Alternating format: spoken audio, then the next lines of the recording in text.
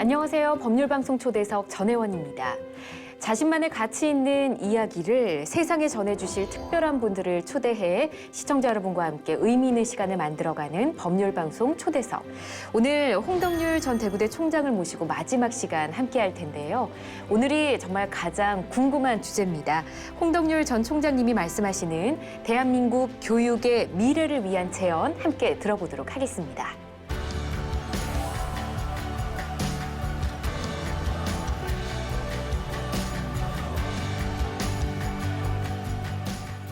총장님 안녕하세요. 네, 안녕하세요. 네, 오늘 마지막 시간입니다. 네. 가장 중요한 주제를 좀 나눠볼 시간인 그래요? 것 같기도 네. 한데요. 대학 총장에 취임하고 대학 경영을 8년간이나 직접 진행하셨잖아요. 네. 대학에 대해 요즘 참 말이 많습니다. 대학이 어렵다, 뭐 이런 이야기도 많고 그렇죠. 관련 보도도 굉장히 많이 나오고 있는데요. 대학이 직면해 있는 어려움의 그 핵심은 무엇일까요? 저는 한 크게 세 가지로 볼 수 있다고 생각을 해요. 예. 첫 번째는 이제 재정의 위기가 상당히 심각하고요. 경영상의 위기죠. 예. 두 번째는 이제 자율성의 위기고, 세 번째는 대학의 고유 기능이라고 할 수 있는데 이 교육과 연구가 제대로 되고 있는 거냐. 예. 이것의 위기가 있으면 미래 국가 경쟁력도 상당히 어려워지니까 예. 어쨌든 교육과 연구의 위기다 이렇게 생각을 하고 있어요. 대학이 직면해 있는 어려움 세 가지를 꼽아주셨는데 네. 하나하나 좀 짚어봤으면 좋겠습니다. 첫 그럴까요? 번째가 재정의 어려움이었잖아요. 예. 특히 이제 사립대학이 우리나라 대학 교육에서 한 80% 정도 차지해요. 네. 물론 국립대학은 이제 정부의 세금, 국민의 세금 가지고 운영을 많이 하니까 네. 조금 다르지만 사립대학의 경우는 등록금 수입으로 절대적인 그 운영비를 충당하거든요. 예. 선진국하고 좀 다르죠. 근데 어쨌든 한국 사립대학 같은 경우는 몇 가지 요인이 있어요. 재정 위기의 요인이. 하나는 학생이 지금 급감하고 있어요. 줄어들고 있잖아요. 줄어들고 있어요. 인구가 학령 주니까. 인구라고 하는데 예. 줄어들고 있어요. 전국의 대부분 사립대학들이 지난 몇 년 사이에 입학 정원을 줄여왔어요. 그리고 줄인 입학 정원도 다 채우지 못하는 대학들도 허다해요. 네. 그러면 이제 학생 수가 줄면 곧 대학의 재정이 준다는 얘기예요. 또 하나는 대학의 그 학령 인구도 줄지만 예. 학생들이 대학에 진학하는 진학률도 떨어지고 있어요. 2008년인가 예. 고등학교 3학년 졸업하면 그중에 83.8%인가가 대학에 진학했는데 네. 지금 70% 미만으로 떨어졌어요. 이건 정부 정책도 관계가 되고 있고요. 예. 왜냐하면 그동안 정부가 선취학, 후진학 이런 정책도 많이 폈거든요. 마이스터고도 육성한다고 했고 예. 그 몇 년 사이, 한 10여 년 사이에 진학률이 10% 이상 떨어졌어요. 그러니까 학생 전체 학령 인구도 줄고 대학에 가는 학생도 줄고 예. 또 하나는 이제 지난 10년 동안 등록금이 다 동결됐어요. 그렇죠. 물론 학부모님들의 어떤 그런 부담이 너무 크니까 그래서 이제 그걸 동결시키면서도 국가장학금제도를 많이 늘렸죠. 예. 부모님들의 부담은 많이 줄었어요. 사실상 학생들의 부담은. 근데 대학 재정은 어려워졌죠. 이런저런 이유로 해서 사립대학 같은 경우는 지금 재정이 상당히 압박을 받고 있죠. 예. 선진국 같은 경우는 기업이나 사회에 기부금이 큰 역할을 하는데 예. 우리나라에서는 그런 것도 거의 없다시피 하고 그렇죠. 또 하나는 법인이 사립대학을 설립한 법인이 예. 대학의 법정 부담금을 전입금이라고 하는 걸 내게 되어 있는데 네. 이걸 제대로 내는 사학재단이 거의 없어요. 그래서 우리나라 사립대학은 너무 열악해요. 거의 절대적인 액수를 등록금에 의존해야 되고 아주 일부를 정부 지원에 의존해야 되니까 예. 이런 데서 이제 여러 가지 사학들이 재정적인 어려움을 겪고 있죠. 첫 번째 어려움이 이제 재정에 대한 네. 어려움이었고요. 두 번째는 자율성의 위기를 꼽아주셨거든요. 예. 대학의 자율성은 대학이 발전하기 위해서 기본 조건이에요. 토대예요. 교육은 전반적으로 헌법에서도 얘기하고 있지만 정치적 중립성을 보장받아야 되는 거고 네. 교수님들이 학생들에게 뭘 가르치고 무엇을 연구할지도 사실 상당히 자율적으로 판단되어야 해요. 그렇죠. 이것이 이제 어떤 힘이라든가 어떤 요인에 의해서 굴절되면 저는 대학도 장기적으로 발전할 수 없고 국가도 피해를 본다고 생각을 해요. 근데 이제 연구비라든가 네. 교육 여건에 여력이 없으니까 자율성이라고 하는 것이 어디서 오냐면 정부가 교육부가 대학에다가 재정적으로 어려움을 겪는 대학들에다가 네. 아주 접근 많지 않은 재정적인 지원을 하면서 대학을 쫓아오라고 얘기해요. 그럼 이제 대학 입장에서는 예. 한 푼이라도 아쉬우니까 너무 어려우니까 교육부의 재정 지원을 받는 조건으로 교육부가 요구하는 대로 끌려가요. 그러니까 겉으로 보면 예. 교육부가 이래라 저래라 하는 것은 아니지만 사실상 대학이 생존의 어려움을 이겨나가는 과정에서 교육부에 상당히 예속되어 있다. 이것이 이제 자율성의 위기로 나타나는 거죠. 그렇군요. 안에서 보면 상당히 좀 슬프기도 하고 계속 이렇게 가서 될 것인가 이런 네. 생각도 들죠. 그렇군요. 자, 그럼 마지막으로 짚어주신 이 대학 고유의 기능이죠. 연구와 교육의 위기. 재정의 어려움이 오니까 학교 경영하는 입장에서는 제일 쉬운 게 어떻게 보면 그러면 안 되는데 네. 도서관의 책 구입비를 계속 줄이면 어떡해요. 안타깝습니다. 안타깝죠. 예. 그리고 이제 교수들 연구비 줄이면 어떡해요. 지금 당장은 뭐 그냥 할 수 없나 보다 하지만 이게 궁극적으로는 5년 뒤, 10년 뒤에 국가 경쟁력에 타격을 줘요. 예. 그래서 이제 교육이라고 하는 것은 어떤 특정인들이 부담하거나 책임질 것이 아니고 이게 국가 경쟁력의 어떤 기둥이 되니까 국가가 상당 부분 책임지는 거예요. 예. 선진국은 다 그렇게 해요. 그래서 재정적인 위기도 그런 점에서 보면 정부가 좀 더 대학의 고등교육 예산을 좀 늘리는 게 필요하다. 네. 이 얘기는 뭐 오래전부터 했어요. 대학 당국에서 오래전부터 했고 예.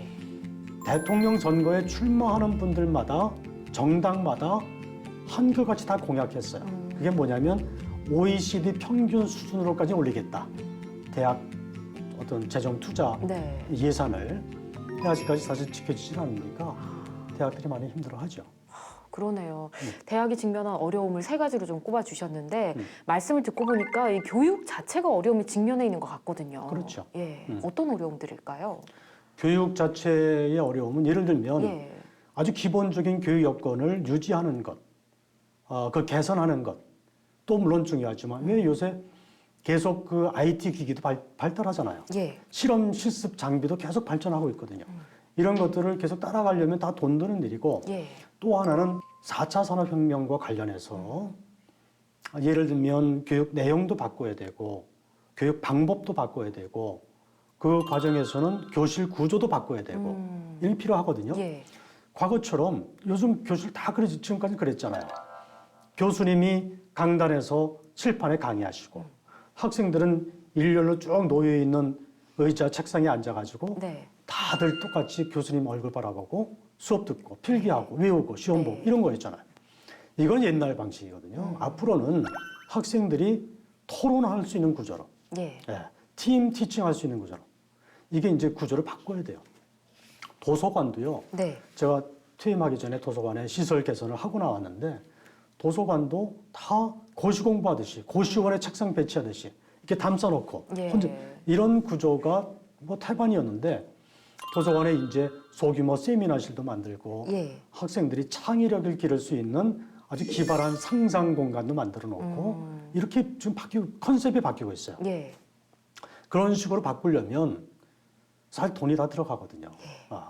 근데 그런 것들을 지금 그 필요한 걸 알면서도 네. 해내지 못하는 대학들이 너무나 많고 그 피해는 결국 미래 학생들이 본다. 그리고 궁극적으로는 우리 사회 국가가 그 피해를 보게 돼 있다. 이런 점에서는 좀 안타깝죠. 그렇게 생각하면 지금 현재 대학뿐 아니라 뭐 초등학교, 중학교, 고등학교에서도 이 미래 인재 육성을 위해서 교육 개혁이 필요하다 이런 움직임들이 있는 걸로 알고 있거든요. 그렇죠. 이거는 뭐 아까 말씀드린 것처럼 전 세계적인 현상이거든요. 예. 누가 그 방향을 정확하게 읽고 누가 더 빨리 스스로 변화시켜내느냐 이 경쟁이거든요. 우리나라가 상대적으로 좀 더디다는 거지 네. 우리나라가 안 하고 있는 건 아니거든요. 대학도 그렇고 일부 상당히 앞서가는 학부모님들은 예. 집에서 자녀 교육시킬 때도 그런 방향으로 하고 계신 분들도 계세요. 초중고등학교도 물론이고요. 예. 그런 변화가 필요해요. 근데 이제 지역마다 좀 차이가 있을 수 있고요. 근데 이 변화에 대해서는 중요한 게 뭐냐면 합의해내는 것이 중요해요. 선생님의 입장이 다르고 학부모의 입장이 다르고 학생이 딴 생각하고 네. 교육부가 딴 생각하고 하면 뭐 초중고등학교 교육은 교육청까지 관계되니까 다 딴 생각하면 예. 이게 배가 어디로 갈지 모르거든요. 그래서 교육 문제에 대해서만큼은 제가 너무 중요하게 생각하는 게 네. 다들 중요하다는 건 알고 있으니까 네. 정파적 이해관계를 떠나서 교육 문제에서만큼은 좀 진솔하게 오로지 교육과 학생과 미래를 위해서만 토론하고 합의하고 해내자 예. 해서 그걸 합의된 걸 가지고 같이 머리를 맞대서 이게 초중고등학교가 됐든 대학이 됐든 바꿔나가야 된다. 네. 이런 생각을 하는데 지금 많이들 노력하고 있으니까 뭐 어렵긴 하지만 그렇게 가지 않을까 싶어요. 예. 말씀하신 내용 들어보니까 가르치는 선생님들도 그리고 네. 우리 학부모님들도 인식의 변화가 좀 필요하겠습니다. 그렇죠. 그렇죠. 예. 선생님들이나 학부모님들이 미래의 방향에 대해서 우리 아이들이 미래 사회에 제 역할을 하려면 예. 지금 어떤 공부를 해야 되는지 몰라서 그걸 잘 못하는 분도 계시고 예. 알면서도 내가 불편한 게 싫어서 안 하는 분도 계실 수 있어요. 맞아요. 네. 모르는 분들한테는 이거를 국가적인 차원에서 끊임없이 이걸 화두로 만들어서 교육이 됐든 뭐 연수가 됐든 뭐가 됐든 이 국민들의 관심과 인식을 그쪽으로 끌고 가야 돼요. 예. 또 하나는 알면서도 못하는 분들이 참여할 수 있도록 동기를 부여해 줘야 돼요. 이게 불편하지만 결국 궁극적으로 당신을 위해서도 필요하고 도움되는 일이다. 예. 라고 하는 생각을 가질 수 있도록 이게 이제 참 지혜롭고 어려운 건데 학교 선생님들, 학부모, 그래서 이제 저는 학부모님들도 그렇고 선생님들도 그렇고 이거 교육이라고 하는 게 좀 표현이 좀 그렇지만 어쨌든 그런 프로그램들이 많이 필요하다. 네. 지금 그런 시대다 이렇게 생각을 하고 있고요. 저는 대학 총장 할 때에도 경우에 따라서는 학부모님들도 오시라고 그랬어요. 학부모님들도 학교 오셔서 예. 총장하고 간담회 하십시다. 와. 해서 근데 이제 물론 대학의 학부모들이 학교에 와서 하는 거는 우리나라 아직 문화가 그렇게 안 돼 그렇죠. 있어요. 그래서 좀 어색하기도 하고 하지만 예. 경우에 따라서는 관심이 있어서 오는 분들도 계세요. 그게 뭐 한 클래스에 넣고 100명이 됐든 200명이 됐든 예. 제가 그런 분들하고는 우리 앞으로 우리 사회가 어떻게 가야 되는지 대학에서 우리 자녀들을 위해서 뭘 어떻게 가르쳐야 되는지를 우리 학교가 총장이 이렇게 고민하고 있다. 예. 부모님들도 같이 해주셔야 된다. 이해하셔야 된다. 같이 힘을 모아야 우리 아이들이 잘 자랄 수 있다. 이런 얘기를 하곤 했는데 네. 어쨌든 선생님과 학부모들에 대한 교육 프로그램이 중요하죠. 네, 그런 생각 때문에 대구 교육감에 출마를 하신 걸로 알고 있습니다. 비록 낙선했지만 어떤 포부로 출마를 하셨는지 좀 들어보고 싶습니다. 제가 사실은 대학 8년 총장하면서 학생이 행복한 대학 얘기 많이 드렸잖아요. 예. 하면서 학생들이 좋아했고 또 이 부분이 지역사회에서 회자가 됐고 네. 지역사회에 교육계에 몸담고 계신 전문가들이 저에 대해서 그런 권유를 많이 하셨어요. 대구대학교에서 당신이 실험적으로 해본 자기들이 볼 때는 그는 상당히 신선하고 예. 잘 잡힌 방향인 것 같은데 이걸 지역의 초중고등학교 학생들, 유치원까지 포함되지만 학생들을 위해서도 좀 펼쳐보면 어떻겠느냐 네. 이런 권유를 해오신 분들이 많이 계셨죠. 그래서 고민을 했어요. 예. 하다가 그것도 의미가 있겠다 싶은 생각을 했고 예.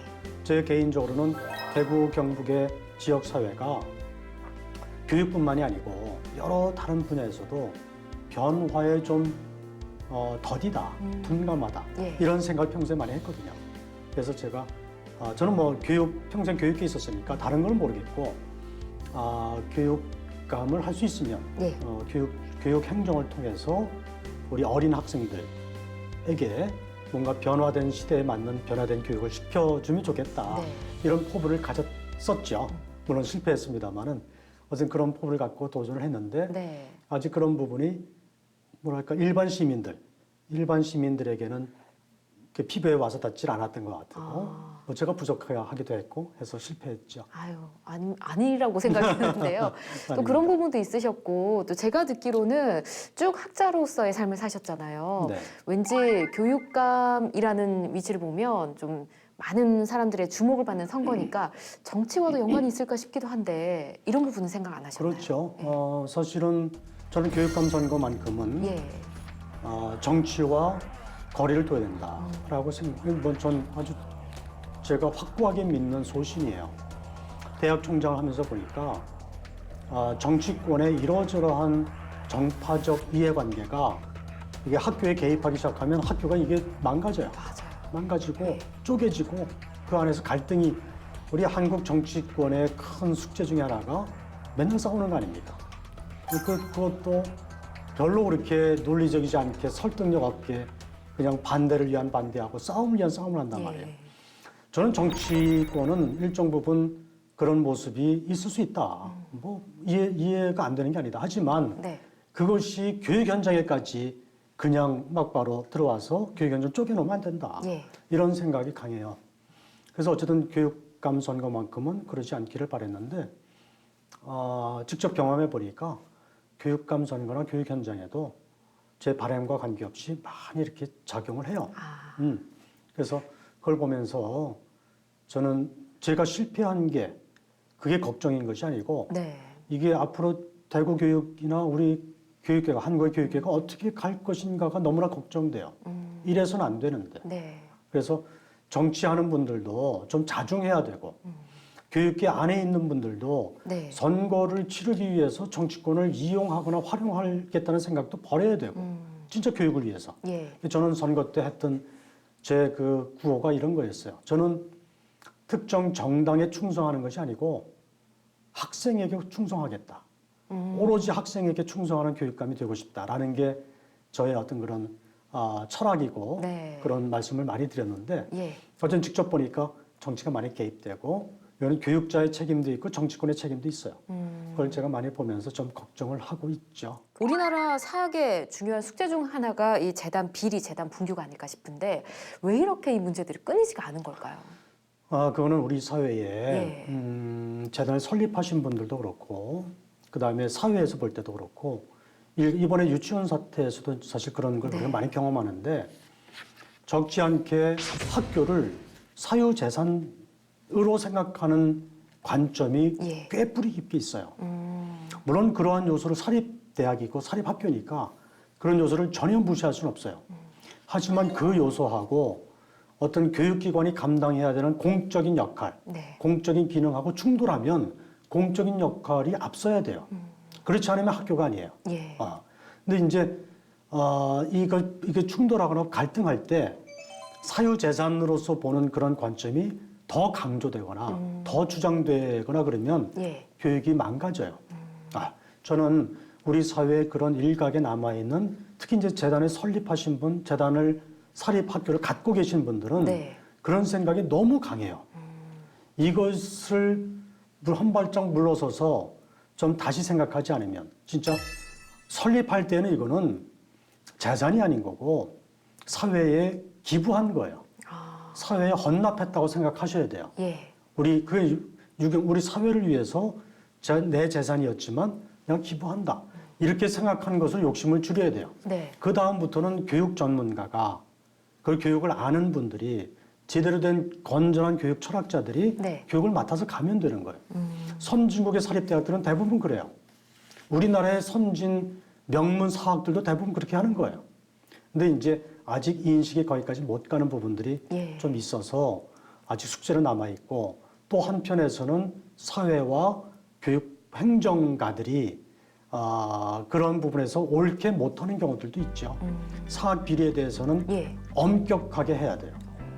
그래서 한 번 심각한 비리를 저지른 사람은 예. 영원히 교육계에서 퇴출시켜야 될 정도로 네. 저는 그래야 된다고 생각해요.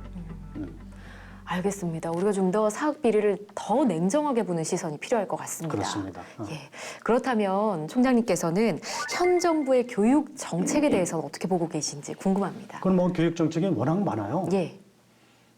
초중고등학교 있고 대학 있고 평생교육 있고 뭐 다 다양한데 그래서 이제 뭐 한마디로 얘기하기 참 힘들지만 네. 아까 아까 말씀드린 대로 저는 정부가 유념해야 되는 것은 누가 정권을 잡고 누가 정부를 운영하더라도 네. 교육의 자율성을 인정해야 된다. 교육은 별도의 문제군요. 그렇죠. 예. 중립적으로 정치적 중립성을 보장해야 되고 네. 그 교육계의 자율성을 인정해야 된다라는 생각이에요. 교육행정 당국은 교육계에 있어서는 안 되는 비리나 부패에 대해서는 엄격하게 이건 선을 잘라야 되고 네. 그 안에서는 자율적으로 교육이 이루어질 수 있도록 공간을 열어줘야 되고 네. 그다음에 정부가 그 교육이 제대로 운영될 수 있도록 재정적인 뒷받침을 해야 되고 재정적인 뒷받침을 하더라도 이것이 자율성을 억압하는 수단으로 가서는 안 된다. 이런 생각을 강하게 하죠. 예. 그 외에 이제 여러 가지 미래를 위한 교육 혁신에 네. 대해서 물론 교육자들도 철학을 갖고 문제의식을 가져야 되지만 교육을 그 중장기적인 교육을 설계해야 되는 당국자들도 네. 미래에 대한 문제의식이 있어야 돼요. 예. 그래서 지금 그냥 이대로 가도 되는 것이 아니고 네. 이제는 미래 인재를 양성하기 위해서 초중고부터 대학까지 평생 교육까지 이게 근본적으로 혁신되어야 한다라고 하는 인식을 교육 당국도 가지고 뒷받침해 줘야 된다. 어떤 제도적인 정책이 마련돼야 한다 이런 뜻인가요? 그렇죠. 설계도 제대로 해야 되고 예. 그리고 그것이 집행될 수 있도록 그 뒷받침해야 되고 예산도 지원돼야 되고요. 예산도 예. 지원돼야 되고 앞서도 또 언급을 해주셨지만 사립대학의 경우는 좀 많이 없어지는 대학이 있을 수도 있겠네요. 그렇죠. 예. 사립대학은 지금 이미 매년 몇 개 대학씩 지금 폐교되는 대학들이 속출하고 있어요. 예. 앞으로 더 많아질 거예요. 앞으로 4년 정도 되면 예. 4년 뒤에는 학생 수가 한 20% 넘게 줄어요. 그러면 이제 학생 존립하기 힘든 대학들이 막 속출하게 될 거예요. 예. 저는 그 부분에 있어서도 정부가 설계를 잘 해가지고 특정 지방의 대학만 없어지는 네. 문 닫는 이런 비극을 막는 것도 중요하다. 예. 이 지방에서는 대학이 그냥 대학이 아니고 그 지역 사회의 문화, 의식, 교육 전반을 책임지는 대단히 중요한 기관으로서 역할을 하거든요. 그 대학이 하나 없어지면 지역사회가 휘청거려요. 그럼요. 네, 그런 의미에서는 예. 균형 발전이라고 하는 문제의식도 가지고 예. 특정 지역이 그냥 대학이 다 문 닫는 이런 식으로 설계되어서는 곤란하겠다 이런 생각도 하죠. 그렇군요. 그리고 총장님께서는 우리의 후속 세대에 대해서도 좀 걱정을 하신 걸로 알고 있거든요. 그럼요. 예. 이게 이제 대학이 재정적으로 어렵다 보니까 대학이 당연히 해야 되는 학문 후속 세대라고 얘기를 해요. 예.